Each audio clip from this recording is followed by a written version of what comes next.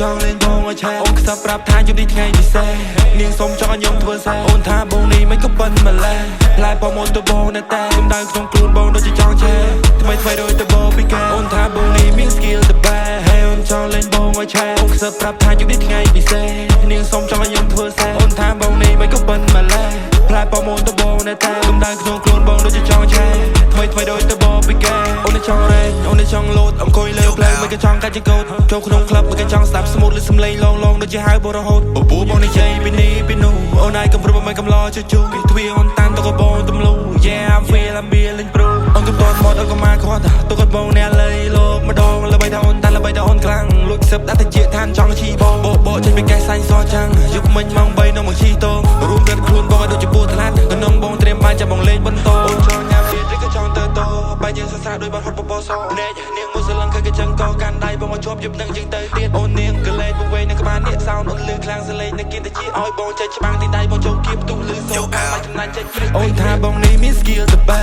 ហើយអូនចង់លេងបងមកឆែអូនខ្សឹបប្រាប់ថាយប់នេះថ្ងៃពិសេសនាងសុំចង់ឲ្យខ្ញុំធ្វើសែអូនថាបងនេះមិនក៏ប៉ុនម្លេះផ្លែប្រមូលទៅបងនៅតែកំដៅក្នុងខ្លួនបងដូចជាចង់ឆែថ្មីដូចទៅបងពីកាអូនថាបងនេះមាន skill ទៅបែហើយអូនចង់លេងបងមកឆែអូនខ្សឹបប្រាប់ថាយប់នេះថ្ងៃពិសេសនាងសុំចង់ឲ្យខ្ញុំធ្វើសែអូនថាបងនេះមិនក៏ប៉ុនម្លេះផ្លែប្រមូលទៅបងនៅតែកំដៅក្នុងខ្លួនបងដូចជាចង់ឆែថ្មីដូចទៅ